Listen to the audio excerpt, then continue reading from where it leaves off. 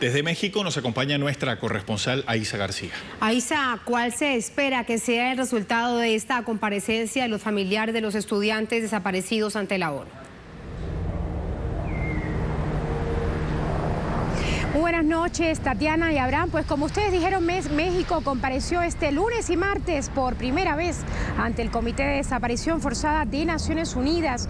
Durante este examen, el tema más sonado fue justamente el caso más reciente de desaparición forzada que enfrenta el país. Me refiero al grupo de 43 estudiantes normalistas que la noche del 26 de septiembre pasado desaparecieron a manos de policías municipales en Iguala, esto es en el estado de Guerrero. Esa aciaga noche también se produjo la ejecución extrajudicial de 6 personas, 3 de ellas estudiantes normalistas. Así lo señalaron las organizaciones de derechos humanos y civiles que acudieron a Ginebra, acompañando a una representación de familiares de desaparecidos y también incluyendo a los 43 jóvenes desaparecidos hace apenas 4 meses, los cuales pidieron a Naciones Unidas, en primer lugar, hacer justicia. También manifestaron su profunda indignación por estos hechos que están a la orden del día en México y que han despertado tanta rabia y por tanto han sacado a la calle decenas de miles de personas. Bueno, ¿qué resulta de esta comparecencia, Abraham y Tatiana? Primero que todo, que México rinde cuentas ante Naciones Unidas por este y otros casos de desaparición forzada.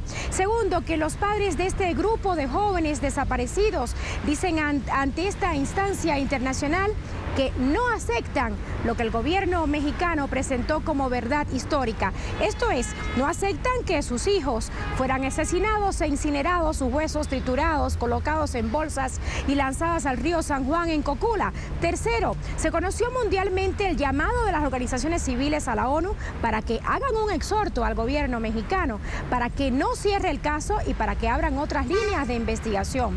Esto tras denunciar inconsistencias en las pesquisas de la Procuraduría Mexicana. De este examen resulta también que el gobierno de México reconoció públicamente que la desaparición forzada es un serio problema en el país y por tanto uno de los 27 funcionarios de la delegación mexicana en Ginebra dijo que para junio próximo México contará con una ley general de desaparición forzada. Esto es muy importante, pudiera marcar un antes y un después. En sexto lugar, las organizaciones de la sociedad civil, Abraham y Tatiana, pidieron a la ONU que en su informe, que presentarán el 13 de febrero, nombre a un relator especial permanente en México para que diagnostique y atienda el tema de la desaparición forzada, sobre el cual no existen cifras oficiales precisas. Y precisamente sobre eso quiero profundizar contigo, Aisa. México está siendo criticado el día de hoy en el mundo entero por no tener un registro de cifras de esas desapariciones forzadas. ¿Qué es lo que está pasando en ese país? ¿Por qué no hay ese registro? Efectivamente, Abraham, el gobierno no cuenta con un registro de desapariciones forzadas y así lo reconoció hoy en la sede de Naciones Unidas en Ginebra. El país fue examinado por primera vez sobre la situación de los desaparecidos en el Comité contra la Desaparición Forzada de Naciones Unidas, que vela por el cumplimiento de la convención en la materia. Y bueno, durante este examen, en varias ocasiones los relatores de la ONU preguntaron a los representantes del gobierno sobre las cifras de desapariciones forzadas, pero los relatores no tuvieron respuesta. Este gobierno lleva 2 años en el poder y no ha avanzado suficiente en la materia. Encontró un país lleno de muertos y desaparecidos. Así lo dejó Felipe Calderón. Y en Ginebra, ayer, la encargada de la Subprocuraduría de Derechos Humanos, Eliana García, informó que actualmente se trabaja en la localización de 11.309 personas, de acuerdo con los registros que han levantado desde diciembre de 2012, o sea, cuando empezó el gobierno de Peña Nieto, hasta el 31 de octubre pasado. Sin embargo, esta funcionaria no pudo especificar de qué tipo de desapariciones estaba hablando y desde cuándo, y si se puede hablar o no de un delito.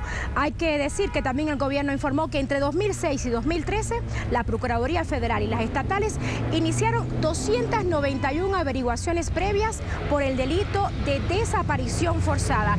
De ellas, solo 6 concluyeron en sentencia condenatoria. condenatoria. Estamos hablando del 2%. De esas 6 sentencias, en 4 de ellas se encontraron responsables, oigan bien, a elementos de la desaparecida Agencia Federal de Investigación, la AFI, dirigida por Genaro García Luna, esto es, en el gobierno del expresidente Felipe Calderón. Las cifras hablan por sí solas, Abraham y Tatiana. Las organizaciones no gubernamentales llevan otras estadísticas. Dicen que entre el 40 y el 60% de las desapariciones en México son desapariciones forzadas. Y tan solo el gobierno de Felipe Calderón, que terminó en 2012, en 6 años dejó más de 100.000 desaparecidos, aunque las cifras oficiales hablan de casi 30.000 desaparecidos. Y en el marco de esta situación que bien nos relatas, hubo movilizaciones en México mientras pasaba esto en Ginebra, mientras este panorama lamentable en materia de derechos humanos se presentaba allí en Ginebra, habían movilizaciones. ¿Qué pasaba en Ciudad de México, Aiza? Las movilizaciones se registraron, Tatiana, efectivamente hoy en México, exactamente en Chilpancingo, que es la capital del estado de Guerrero. Hasta allá fueron los maestros y los estudiantes normalistas, se apostaron en las casetas, como lo han venido haciendo durante estos últimos 4 meses, para exigir justicia. Sin embargo, el gobierno ha dicho que no va a permitir este tipo de situaciones nuevamente y, por tanto, estos padres de los desaparecidos y también estos maestros no pudieron hacer su protesta como en meses anteriores. Miles de militares aparecieron en las autopistas para impedir que estas movilizaciones se dieran y que ellos tomaran las casetas de autopistas conocidas de autopistas en la Autopista del Sol, que es como se le llama a esta larga autopista que recorre desde la Ciudad de México hasta Acapulco, también en el estado de Guerrero.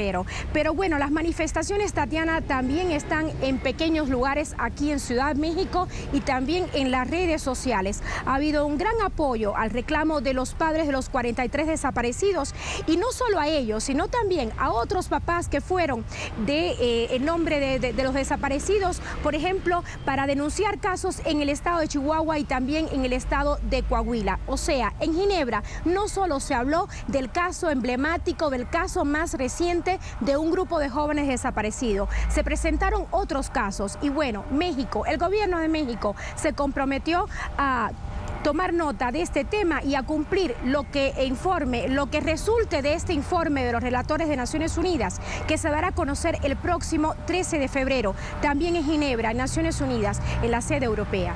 Aiza García, en directo desde la Ciudad de México. Muchas gracias por el reporte, compañera. Un abrazo desde aquí. Aiza, gracias. Vamos a